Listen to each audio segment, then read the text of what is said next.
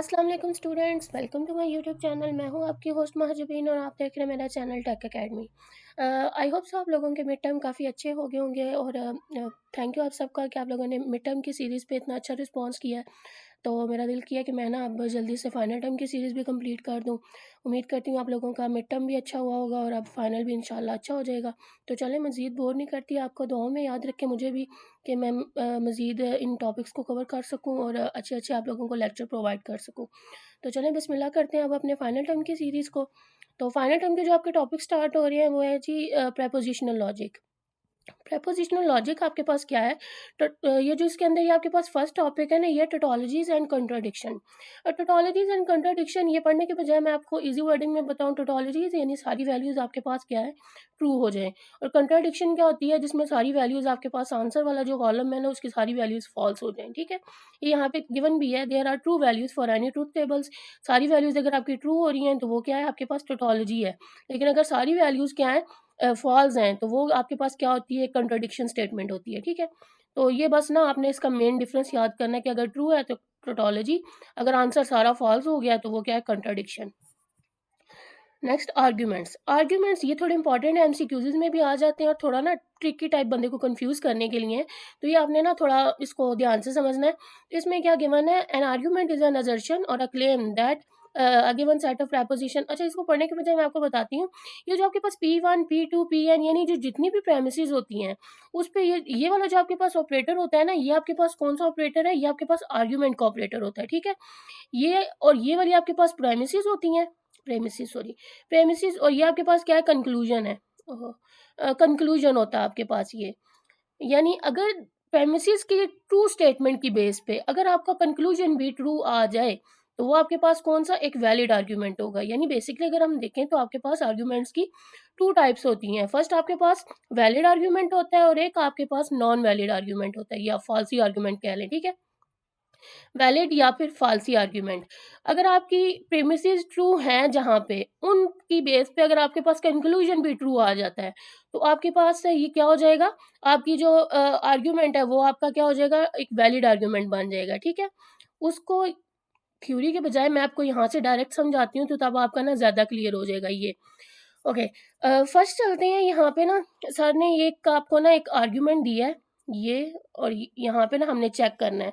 अब ये आपके पास P1 है, ये दरमियान में कॉमा, देन ये P2 है, ठीक है? ये दो प्रीमिसेस गिवन है, इनकी बेस पे हमने इनको आर्ग्यूमेंट लगाया कि कंक्लूजन जो नेगेशन P जो है ना, इसकी बेस पे हमने इसको चेक करना है। अगर हमारी P1 P2 प्रीमिसेस इनके रिजल्ट की बेस पे हमारी नेगेशन P वाला जो कॉलम, इसको अगर हम चेक करें, तो ये अगर हमारे पास ट्रू आ जाते हैं, तो ये हमारे पास क्या होगा, ये हमारे पास एक वैलिड आर्ग्यूमेंट होगा। ओके, फर्स्ट तो हमने ये देखा, ये हमारे पास जो जी P और Q की ना वैल्यूज हैं प्रेपोजिशन, और आगे ना ये सर ने ना स्टेप गिवन किए हुए हैं, ठीक है? यहाँ पे सर ने अगेन ये चीज़ लिखी है, ये P की वैल्यूज लिखी है यहाँ पे Q, ठीक है? ये स्टेप 1 ये। अब इसके अंदर हमने सबसे पहले इसको क्या किया, इम्प्लॉयज किया। ये इम्प्लीकेशन का आपके पास कॉलम है। इम्प्लीकेशन की मैंने आपको बताई थी वीडियोस, आई थिंक सो मैंने सारी उसके अंदर के आपने ना लॉजिकल ऑपरेटर्स यूज कैसे करने होते हैं। तो अगर किसी को नहीं समझ तो आप वो मेरी वीडियो देख लें लास्ट, जो मैंने अपलोड की थी ऊपर। तो इम्प्लीकेशन ऑपरेटर वो होता है जिसके अंदर हम सिर्फ उन केसेस को देखते हैं जिन केसेस में P ट्रू होता है। जिन केसेस में आपके पास P ट्रू नहीं है, P फॉल्स है, क्योंकि P को इम्प्लाइज कर रहे हैं, ठीक है? अगर हम बाई चांस Q को इम्प्लाइज कर रहे हो P के ऊपर, ठीक है, सॉरी, अगर हम Q को इम्प्लाइज करें P के ऊपर, तो हम क्या करेंगे, P को नहीं देखेंगे, फिर Q की वो वैल्यूज देखेंगे जहाँ पे Q ट्रू है।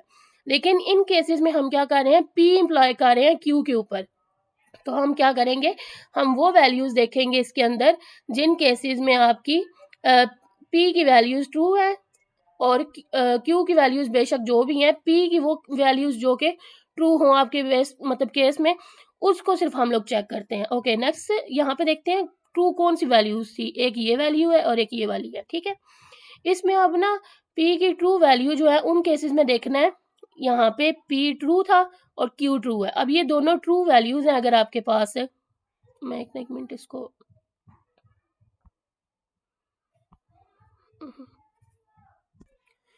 ओके, यहाँ पे P यहाँ पे ट्रू था और इधर Q ट्रू है। इस केस में क्या बनेगा, यानी ये भी ट्रू है और ये भी ट्रू है, तो ये आंसर क्या बनेगा आपका? ट्रू बनेगा। लेकिन यहाँ पे P तो ट्रू है लेकिन Q क्या है? फॉल्स है, तो वो क्या हो जाएगा? फॉल्स हो जाएगा। अब ये दो स्टेटमेंट्स तो हमने चेक करनी थी, वो हमने कर ली, लेकिन ये जो अगली दो स्टेटमेंट्स हैं जिन केसेस में P फॉल्स है, इसमें अब इम्प्लॉयज़ की जो आपके पास सिचुएशन होती है ना, उसमें इन दो केसेस के साथ हमारा कोई लेना देना नहीं होता। यानी इस केस में अगर आपके पास फर्स्ट आर्ग्यूमेंट फॉल्स आ रहा है, अगला Q की जो भी वैल्यूज़ है, यहाँ पे जो भी आ रहा है, बेशक वो ट्रू है या फॉल्स है, इसको हमने इग्नोर कर देना है। जो भी है बस उसको ना क्या करो? ट्रू लिख दो, ठीक है? अगर जिन केसेस में ट्रू है उनमें तो हम चेक करेंगे कि हमारे पास ट्रू अगर सेम है तो ट्रू रहेगा, अगर Q फॉल्स है तो फिर हम उसको फॉल्स कर देंगे। लेकिन अगर हमारे पास फॉल्स की कंडीशंस हैं एम्प्लॉयज़ के अंदर, तो हम फिर उसके चेक नहीं करते, उसको डायरेक्ट वहाँ पे क्या करते हैं? ट्रू लिख देते हैं, ठीक है? तो ये आपने ना अपने माइंड में रखना है। ओके, नेक्स्ट स्टेप देखते हैं। नेक्स्ट में सर ने क्या किया है? नेक्स्ट आपके पास कौन सा स्टेप है? ये 3 वाला, ठीक है? थर्ड स्टेप आपको क्या कह रहा है? इसमें हमने ये जो पूरे का रिजल्ट आया था ना, ये स्टेप 2, इस स्टेप 2 को हमने क्या करना है? पहले Q का निगेशन लेना है। ये Q को सर ने ना अगेन लिखा है यहाँ पे, ठीक है? इस यानी ये वाला जो Q था ना आपका, वो इधर अगेन लिखा है और इसका क्या किया? निगेशन लिया, यानी ट्रू फॉल्स हो गया, false true, true false, false true. अब इस 2 के साथ, इस 2 के साथ इन दोनों का आपने क्या करना है? यहाँ पे आपने ले लेना है एंड ले लेना है। एंड लेंगे, एंड का आपको पता ही होगा कि अगर जब तक दोनों ट्रू नहीं होती तो आपके पास ट्रू नहीं होता। जिन केसेस में सिर्फ यहाँ पे सिर्फ दोनों ट्रू हैं, वहाँ पे हम क्या करते हैं? ट्रू लगा देते हैं। अब यहाँ पे ये सिर्फ ये एक ही केस था जिनमें दोनों, यानी ये वाले स्टेप 2 के अंदर ये वाला एक केस था और उसके बाद एक ये वाला यहाँ पे थे, ये दोनों स्टेटमेंट्स ट्रू थी, तो हमने क्या किया? ट्रू कर दिया। बाकी इधर ट्रू था, इधर फॉल्स है, इधर फॉल्स है तो इधर ट्रू है, इधर ट्रू है तो इधर फॉल्स है, तो बाकी सारी वैल्यूज क्या होगी आपके पास? फॉल्स हो गई हैं। तो ये आपको यहाँ तक कवर हो गया होगा। ओके, नेक्स्ट चलते हैं। अब नेक्स्ट आपको क्या कह रहा है ये? ओके, अब ये हमारे पास थर्ड वाला कॉलम आ चुका है, ठीक है? इसको अब आपने ना अपने माइंड में रखना है। अब ये जो लास्ट कंक्लूजन वाला था, कंक्लूजन में हमें क्या चाहिए था? निगेशन भी। निगेशन भी के लिए सबसे पहले ये P वाला सर ने यहाँ पे अगेन लिख दिया, इसका निगेशन लिया है, ट्रू फॉल्स हो गया, ट्रू फॉल्स हो गया, फॉल्स ट्रू और फॉल्स ट्रू हो गया। अब ये वाला जो आपके पास रिजल्टेंट आया है कॉलम, इसको आपने चेक करना है, इम्प्लॉयज करना है, यानी इसको ये वाला फोर्थ वाला लाने के लिए इन दो को आपने आपस में ना चेक करना है, ठीक है? इसमें आप देखना है कि वो कौन से केसेस हैं जहाँ पे जो ये आपकी ट्रू वैल्यूज थी ना, यानी इसको स्टेप वाला जो 3 है ना, 3 वाला जो आपका स्टेप है, इसको एम्प्लॉय करना है स्टेप 2 के ऊपर, यानी 3 एम्प्लॉय कर रहा है 2 पे 3 को एम्प्लॉय किया 2 पे, तो ये चेक करना है। एम्प्लॉयज़ की मैंने आपको बताया टेक्निक, वो क्या होती है कि उसमें सिर्फ हम वो कंडीशन देखते हैं जिस कंडीशन के अंदर आपके पास ये जो एम्प्लॉय हो रहा होता है ना दूसरे के ऊपर, वो ट्रू हो, यानी 3 वाला जो कॉलम है ना, उसके अंदर जो ट्रू वैल्यूज़ है ना, सिर्फ उसको देखेंगे। फॉल्स जितनी भी वैल्यूज़ है उस केस में वो क्या होगा? ऑटोमेटिक ट्रू हो जाएगा, उसको नहीं देखना। सिर्फ यानी इसको आप एज्यूम कर लो ये आपके पास P है, ये इसको एज्यूम कर लो ये Q है, यानी P इम्प्लॉयज Q हो रहा है, तो इस P वाला जो कॉलम है इसको, जिसको हमने एज्यूम किया है, इसके अंदर ट्रू कहाँ पे था? सिर्फ ये एक वैल्यू ट्रू है, ठीक है? इस एक वैल्यू के कंपैरिजन में हमने देखना है क्या दूसरी वैल्यू भी हमारी ट्रू है, तो यहाँ पे देखना है कि 2 वाले के अंदर क्या ये दोनों आपस में ट्रू है, तो हाँ जी ये दोनों आपस में ट्रू है, तो क्या बनेगा? ये ट्रू हो जाएगा। तो ये चीज़ तो हमारी प्रूव हो गई। बाकी ये जो फॉल्स है ना तीनों आर्ग्यूमेंट्स आपके, तो इन तीनों के बेस पे देखना है। यहाँ पे बेशक जो वैल्यूज भी हैं, हमने इनको कोई नहीं माइंड में रखना। मैंने आपको यहाँ पे क्या बताया था जब इम्प्लॉय किया था कि यहाँ पे अगर फॉल्स है तो उस केस में यहाँ पे जो भी वैल्यूज है हमने क्या करना है? सिंपली इनको ट्रू कर देना है। तो इसलिए यहाँ पे अगर फॉल्स है ना, इधर जो भी वैल्यूज हैं हम क्या करेंगे? इनको सिंपली इधर ट्रू कर देंगे। तो अब आप देखें इस चीज को कि ये जो आपका पूरा कॉलम है, कॉलम नंबर पूरा, ये जो फोर्थ वाला आपका कॉलम है, क्या ये आपके पास पूरा कॉलम ट्रू नहीं हो रहा? यानी ये जो आपके पास पूरा आपको शो हो रहा है, ये सारे का सारा ट्रू हो गया है। तो मैंने आपको ऊपर क्या बताया था कि वैलिड आर्ग्यूमेंट्स आपके पास कौन से होते हैं कि अगर आपकी सारी जो जितनी भी वैल्यूज हैं वो आपकी क्या हो जाए? आपकी ट्रू हो जाए, तो वो आपके पास कौन सा आर्ग्यूमेंट बन जाता है? वैलिड आर्ग्यूमेंट बन जाता है। तो ये आर्ग्यूमेंट की क्या एग्जाम्पल थी कि ये आपके पास एक वैलिड आर्ग्यूमेंट है। ठीक हो गया। और आपका शायद माइंड में आ रहा हो कि हमने एंड क्यों लिया है, तो ये जो आपके पास प्रेमिसेस होती हैं ना, इसको हम एंड लेके चेक करते हैं, ठीक है। एंड लेके हम इनकी वैल्यूज़ को चेक करते हैं, और इसको ना ये मैंने हाईलाइट भी किया हुआ है। और ये जो आर्ग्यूमेंट को वैलिड होने को जब उसकी वैलिडिटी चेक करते हैं ना, तो अगेन उसको एम्प्लॉय करते हैं। तो ये भी आपने अपने माइंड में रखना है। ये आर्ग्यूमेंट की वैलिडिटी चेक करने के लिए इसको एम्प्लॉय करते हैं, और उसके बाद एम्प्लॉयज़ का ऑपरेटर, यानी ये वाला ऑपरेटर किस में चेंज हो गया, एम्प्लॉय का, और इस कॉमा को किस में हमने चेंज कर दिया है, इन दोनों के दरमियान। ये कॉमा जो है ना वो किस में, ये जो कॉमा था इनको, इसको हमने किस में चेंज कर दिया, इसको एंड में चेंज कर दिया है। ये सारे आर्गुमेंट आपस में, प्रीमिसेस जो है आपस में एंड होंगी, देन उसका रिजल्ट क्या है, हम आपस में कर रहे हैं इसको एम्प्लॉयज़ के थ्रू चेक करते हैं। तो ये आपका ना क्लियर हो गया होगा, और रिजल्ट भी मैंने आपको बता दिया है। अगर सारी ट्रू हो जाती हैं तो वो आपके पास क्या, एक वैलिड आर्ग्यूमेंट है।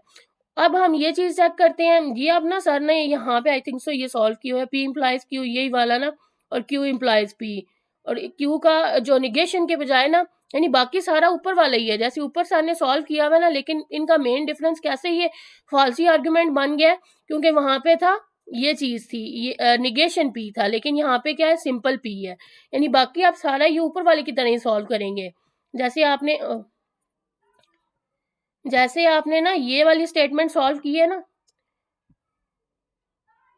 ये हमने ये वाली स्टेटमेंट सॉल्व की थी, जैसे बाकी सारा ये वैसे ही होगा, लेकिन ये इस नेगेशन की वजह से ना, वो स्टेटमेंट क्या है, वो एक फाल्सी स्टेटमेंट है। उसमें आपके पास सारा जो टोटल कॉलम है ना, वो पूरे का पूरा आपका रिजल्ट जो है ना, वो नहीं जनरेट करेगा वैसे ही, वो वहाँ पे दरमियान में फाल्सी आर्ग्यूमेंट आ जाएगा, तो वो आपके पास एक फाल्सी आपकी ना आर्ग्यूमेंट की एग्जाम्पल बन जाएगी। ये सिर्फ इस कॉलम में चेंज होगी, यानी ये इस कॉलम में चेंज होने की वजह से ना, सिर्फ जब हम उसका निगेशन, जारी बात है ये कॉलम होगा ही नहीं उसके अंदर, ठीक है, इस कॉलम को तो हटा ही दो।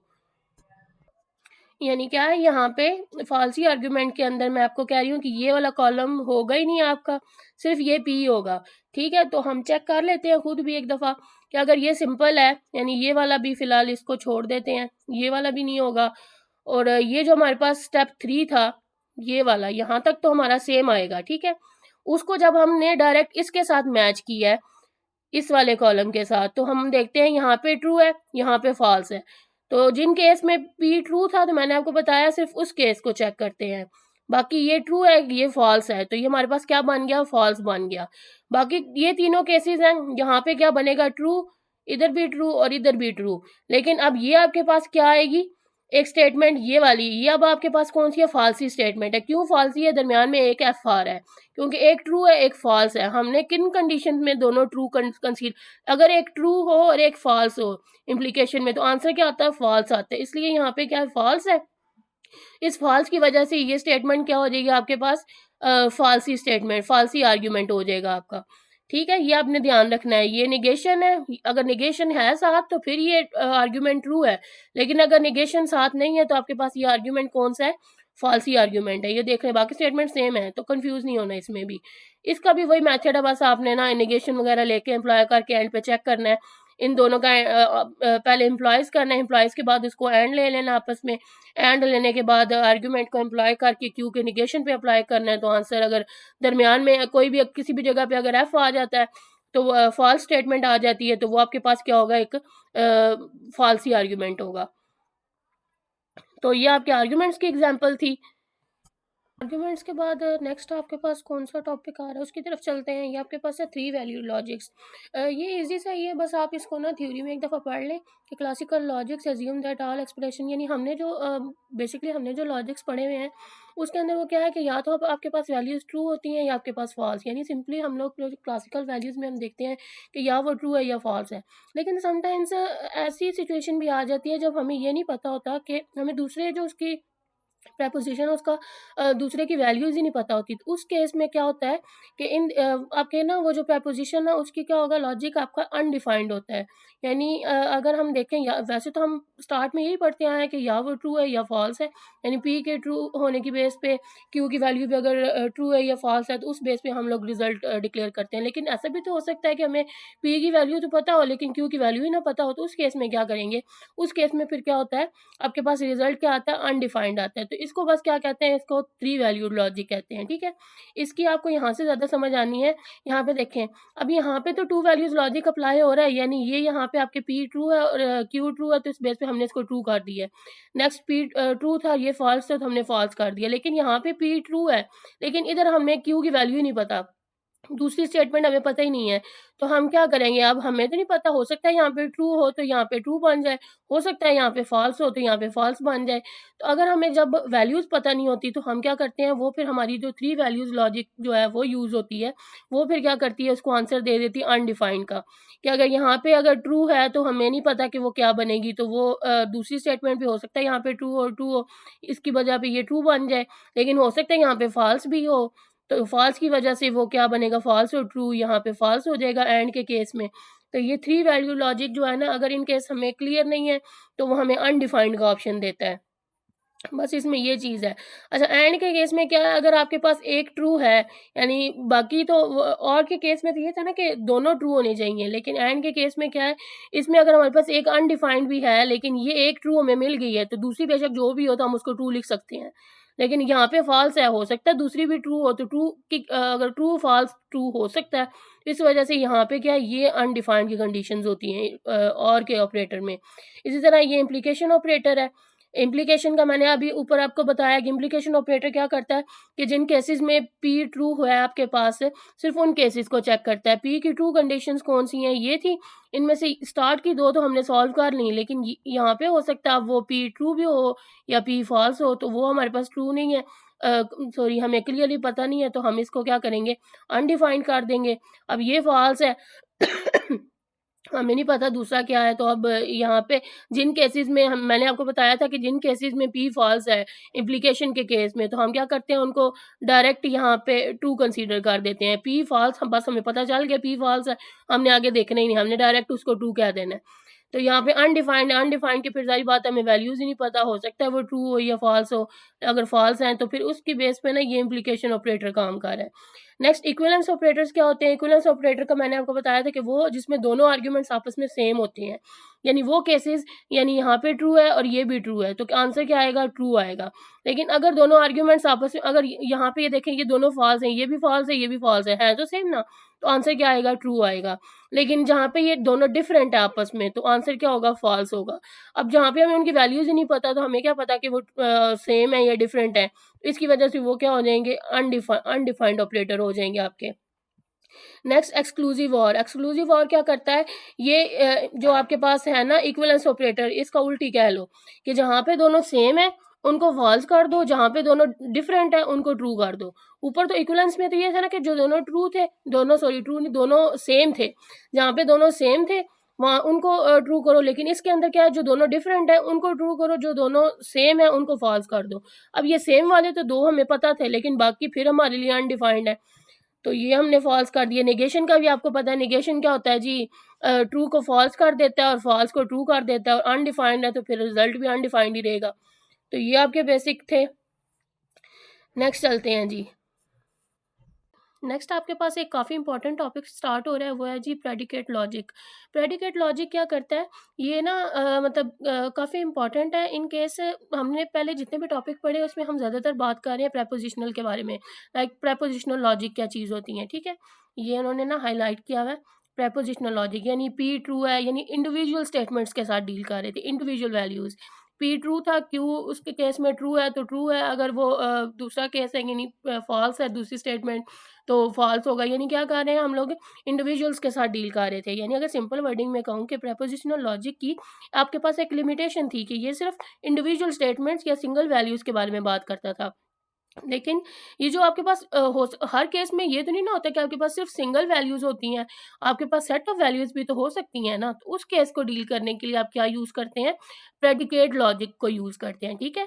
अगर आपने सेट ऑफ वैल्यूज़ को डील करना है तो आप प्रेडिकेट लॉजिक को यूज़ करेंगे, अगर आप इंडिविजुअल वैल्यूज़ को डील कर रहे हैं तो आप प्रेपोजिशनल लॉजिक्स को यूज़ करते हैं। ये आपने ना एमसीक्यूज़ के लिए भी इसको अपने माइंड में रखना है, ठीक है। नेक्स्ट आपके पास क्या है, set is any well defined. ये तो उन्होंने सेट की सिंपल डेफिनेशन दी हुई है कि सेट क्या चीज़ होता है, any well defined unordered collection of objects. कोई भी आपके पास एक वेल डिफाइंड कलेक्शन है तो आपके पास क्या होता है, वो एक सेट होता है। कोई भी हो सकता है, लाइक एक अगर हम होल नंबर्स का सेट बना रहे हैं, set of days and weeks बना रहे हैं।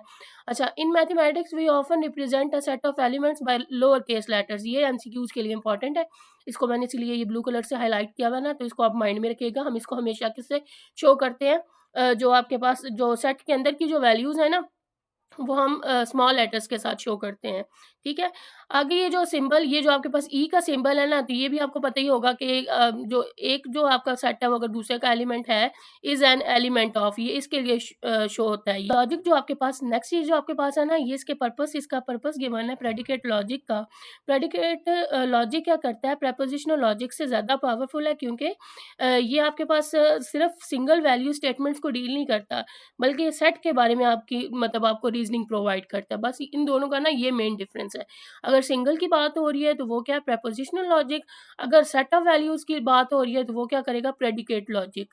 अच्छा, नेक्स्ट इन्होंने यहाँ पे बताया कि predicate is a truth valued expression contain free variables and ये बाउंड वेरिएबल्स। या उसके पास फ्री वेरिएबल्स होते हैं या उसके पास कौन से होते हैं, बाउंड वेरिएबल्स, यानी वेरिएबल्स को लेके ये डील कर रहा होता है ना सेट के अंदर। तो या इसके पास फ्री वेरिएबल्स होंगे या इसके पास क्या होंगे, बाउंड वेरिएबल्स होंगे। और फ्री वेरिएबल्स कौन से होते हैं, before giving values to variables they are free, यानी जब तक हमने उसको कोई वैल्यू नहीं दी तो वो क्या होगा, फ्री वेरिएबल होगा। जब हमने उसको कोई वैल्यू कर दी है एलोकेट, तो वो क्या बन जाएगा, बाउंड वेरिएबल बन जाएगा, यानी हमने इसको कोई वैल्यू दे दी है। Once the variable are evaluated they are said to be bound. क्या हमने इसको कोई वैल्यू गिवन कर दी है तो वो क्या है, अब बाउंड हो गया उस वैल्यू के थ्रू। ओके, नेक्स्ट उन्होंने एग्जांपल्स दिए कि प्रेडिकेट हम कैसे हम इसको शो करते हैं, प्रेडिकेट को कैसे हम राइट कर सकते हैं। तो यहाँ पे ना उन्होंने दिया हुआ है कि देयर यहाँ पे ये शो करवा, predicate can be named with a letter, single letter के थ्रू भी, then express with the meaning. यहाँ पे ना वेरिएबल्स हैं, देन उसको वैल्यूज असाइन की है। एक्स वेरिएबल लिया है, एक्स वेरिएबल का X is a cat, studies X Y, X studies Y, then prime N क्या कर रहा है, N is a prime number. तो इसमें हमने क्या किया, a statement such as C of X can be read C of X, जैसे हमने ये इधर पढ़ा है। Predicate such as those above do not yet have any values, अभी ये फ्री है, इसके अंदर कोई भी वैल्यूज नहीं है। हमने क्या ऊपर पढ़ा है, दो किस्म के होते हैं, या वो फ्री होते हैं या वो बाउंड होते हैं, ठीक है। अभी क्या है, अभी हमने इसको कोई वैल्यू एलोकेट नहीं की, तो ये क्या है, ये फ्री आपके पास प्रेडिकेट है, वेरिएबल्स हैं, फ्री वेरिएबल्स हैं प्रेडिकेट लॉजिक के अंदर। आगे जब ये बाइंडिंग वेरिएबल्स के अंदर बाइंडिंग, यानी हम इसकी वैल्यूज जब असाइन करते हैं, तो वैल्यूज हम किस तरह असाइन करते हैं, किसी भी बाइंडिंग वेरिएबल के अंदर हम वैल्यू असाइन करते हैं दो तरीकों से। सबसे पहला सब्स्टिट्यूशन के थ्रू, सेकेंडली क्वांटिफिकेशन के थ्रू। प्रेडिकेट नॉलेज यानी सबसे पहला आपने अपने माइंड में रखना है, या तो वो फ्री है तो डायरेक्ट सिर्फ एक्स वाई जी जो भी है उसके अंदर कोई वैल्यू नहीं दी है, लेकिन जब उसके अंदर वैल्यू देंगे, उसको बाउंड करेंगे किसी थ्रू से, तो वो हम कैसे करते हैं, या सब्स्टिट्यूशन के थ्रू करते हैं या क्वांटिफिकेशन के थ्रू करते हैं। सब्स्टिट्यूशन क्या चीज़ होती है, ये रही सब्स्टिट्यूशन। जैसे सिंपल हम पढ़ते आ रहे हैं, सब्स्टिट्यूट करना कोई वैल्यू उसके अंदर बस ऐड कर देना। इधर क्या किया, जैसे ऊपर हमने स्टेटमेंट पढ़ी थी सी ऑफ एक्स, ये जो आपके पास जिसमें मैंने लिखा हुआ है सी ऑफ एक्स में जो आपके पास एक्स है, उस एक्स को क्या कर दिया हमने, वैल्यू उसके अंदर सब्स्टिट्यूट कर दिया। क्या किया जी, सिम्बा एक वैल्यू उसको दे दी है, एक्स इक्वल टू सिम्बा कर दिया, यानी एक्स को हमने वैल्यू एलोकेट कर दी है सिम्बा की, ठीक है। तो यहाँ पे बस उसको पुट कर दिया है, सी ऑफ एक्स था जो हमारा, उसके अंदर एक्स ब्रैकेट के अंदर सिम्बा कर दिया और सिम्बा इज अ कैट। आगे एक्स इज अ कैट, या वैल्यू दे दिए तो क्या बन गया, सिम्बा इज अ कैट। इसी तरह स्टडीज एक्स और वाई था, एक्स स्टडीज वाई था, तो एक्स को वैल्यू दी है अली की और वाई को वैल्यू दी है हमने फिजिक्स की, तो अली स्टडी फिजिक्स। इसी तरह प्राइम ऑफ एन था, तो एन को इक्वल टू 3 कर दिया, तो prime of 3 is equal to क्या बन गया हमारे पास, and 3 is a prime number. तो इसमें क्या किया, सिंपली हमने वैल्यूज एलोकेट करते हैं सब्स्टिट्यूशन मेथड के अंदर, ठीक है। नेक्स्ट देखते हैं। नेक्स्ट क्या है आपके पास बाइंडिंग के अंदर क्वांटिफिकेशन। क्वांटिफिकेशन क्या चीज़ होता है? Quantifier is a mechanism of specifying an expression about a set of values. इसमें हम क्या करते हैं, किसी एक्सप्रेशन को स्पेसिफाई करते हैं। Specifying an expression of values, there are 3 quantifiers. यानी ये मैंने ऊपर भी लिखा हुआ है कि क्वांटिफायर को हम किसी सेट के अंदर एक या एक से ज़्यादा वैल्यूज़ की प्रॉपर्टी बताने के लिए या उनके रिलेटेड कोई एक्सप्रेशन बताने के लिए यूज़ करते हैं। ठीक है, इसके बेसिकली कितनी टाइप्स होती हैं, हम प्रॉपर्टीज बताते हैं या एक्सप्रेशन बताने के लिए। तो ये आपके पास 3 गिवन है क्वांटिफिकेशन के अंदर। ये भी आप शॉर्ट क्वेश्चन के लिए ना आप इसको कर लीजिएगा, आ सकता है कि क्वांटिफिकेशन क्या चीज़ होती है और इसकी 3 टाइप्स बताएं। ठीक है, तो यूनिवर्सल क्वांटिफायर होता है, एक्सटेंशियल क्वांटिफायर होता है और यूनिक एक्सटेंशियल क्वांटिफायर होता है। ठीक है, नेक्स्ट आपके पास यूनिवर्सल ये जो आपका ना ये क्या चीज़ होता है? अभी हमने ऊपर पढ़ा है कि ये जो क्वांटिफायर्स होते हैं ना, ये प्रॉपर्टीज़ बताने के लिए यूज़ होते हैं या एक्सप्रेशन बताने के लिए। अब यूनिवर्सल क्वांटिफायर क्या करता है, आपको वो प्रॉपर्टी, वो चीज़ बताता है जो कि सारे मतलब उसके ऊपर अप्लाई हो रही हो, फॉर ऑल। यूनिवर्सल क्वांटिफायर यानी किस पे अप्लाई हो रहा है? ऑल के लिए वो स्टेटमेंट ट्रू है या नहीं। यानी कैट्स पे हमने अप्लाई किया जब यूनिवर्सल क्वांटिफायर को, तो ये क्या हम कैसे रीड करेंगे इसको? This read as for all the X which are member of set of cats. यानी वो सारी कैट्स जो कि कैट के सेट की मेंबर्स हैं, सारी कैट्स क्या करती हैं? चेज करती हैं, चेजेस माइस के वो माइस को चेज करेंगी। और सिंपली अगर हम इसको बोलें वो कैसे प्रोनाउंस होगा? All cats. यानी फॉर ऑल की यूनिवर्सल है ना, तो फॉर ऑल के लिए हम क्या करेंगे? ऑल कैट्स चेज माइस। ये यूनिवर्सल क्वांटिफायर सब की प्रॉपर्टी को चेक करता है कि सब पे ये प्रॉपर्टी होल्ड कर रही है या नहीं कर रही। नेक्स्ट दूसरा था आपके पास एक्सटेंशियल क्वांटिफायर। एक्सटेंशियल क्वांटिफायर क्या करता है कि एटलीस्ट वन, कि ज़्यादा से ज़्यादा सिर्फ कम से कम अगर एक प्रॉपर्टी मतलब एक चीज़ के ऊपर अगर वो प्रॉपर्टी होल्ड कर रही है ना, तो वो आपका कौन सा क्वांटिफायर होगा? Existential quantifier. तो ये अब कैसे हमने लिखा है, ये हमने इस ई के सॉरी ये वाला नहीं, ये वाला जो ई है, एक मिनट, हाँ जी, ये वाला जो आपके पास ये है ना एक्सटेंशियल क्वांटिफायर, इसको हमने चेक किया कि एटलीस्ट एक वैल्यू भी, जैसे ये सेट उन्होंने सर ने दिया ना, तो उसके अंदर हमने क्या चेक किया? देयर एग्जिस्ट एटलीस्ट वंस, कम से कम एक प्राइम नंबर मौजूद है, तो तब वो क्या है जी? In the set of natural numbers के कम से कम उसके अंदर क्या है? एक प्राइम नंबर होना चाहिए, तब वो नेचुरल नंबर है। There exist at least one prime number in the set of natural numbers. At least once जहाँ पे आपको नजर आ रहा है ना, ये स्टेटमेंट अगर आपको कहीं पे नजर आ जाती है, तो वो आप उसको क्या कहेंगे फिर? एक्सटेंशियल क्वांटिफायर, जिसको ये उल्टे ई के साथ शो करते हैं। ठीक है, ये था आपके एक्सटेंशियल क्वांटिफायर। देन नेक्स्ट आपके पास unique existential quantifier. Unique existential quantifier की क्या आपके पास सिंबल्स होते हैं? ये आपके पास उल्टा ई है, देन ये आपके पास ये उल्टे आई वाला जो आपके पास सिंबल होता है फिक्टोरियल टाइप का ना, तो इसको ये आपके पास क्या शो करवाता है कि उसमें तो हमने देखा ना कि एटलीस्ट वन, कम से कम एक होगा तो हमारी प्रॉपर्टी होल्ड कर जाएगी। लेकिन इसमें क्या है? लाजमी है कि एक, सिर्फ एक हो, एक से ज्यादा ना हो। एटलीस्ट सिर्फ वहां पे था एटलीस्ट वंस, यहाँ पे है सिर्फ वन एंड ओनली वन। एक से ज्यादा हुआ तो प्रॉपर्टी होल्ड नहीं करेगी, सिर्फ एक होना चाहिए। तो ये आपका मतलब स्टेटमेंट क्या है इसके अंदर? There is one and only one, सिर्फ और सिर्फ एक हो। कैट क्या है? ग्रीन, कि इस सेट के अंदर सिर्फ और सिर्फ एक कैट जो है वो ग्रीन होनी चाहिए। अगर इससे ज़्यादा हो जाती हैं तो फिर ये आपका यूनिक नहीं रहेगा। यूनिक का क्या मतलब होता है कि आपकी कोई भी वैल्यू यूनिक कब होती है? जब सिर्फ वो मतलब अकेली ही हो, उसके अलावा कोई उससे मिलती जुलती कोई वैल्यू वहाँ पे ना पाई जाए। यूनिकनेस तो तभी होगी ना कि उससे मिलती जुलती कोई भी वैल्यू मौजूद ना हो। तो ये आपका कौन सा क्वांटिफायर होगा? ये आपके पास यूनिक एक्सटेंशियल क्वांटिफायर होता है। ठीक है, आई होप सो ये आपको समझ आ गया होगा। नेक्स्ट ये वीक 8 स्टार्ट हो रहा है। हाँ जी, यहाँ से ये वीक 8 स्टार्ट हो रहा है, इससे इंशाल्लाह नेक्स्ट वीडियो में करेंगे। तो आई होप सो आप लोगों को समझ आ गया होगा। वीक 7 कंप्लीट कर दिया मैंने इस वीडियो में। तो मिलते हैं अपनी नेक्स्ट वीडियो में, तब तक के लिए बेस्ट ऑफ लक अपनी स्टडी के लिए। अल्लाह हाफिज़।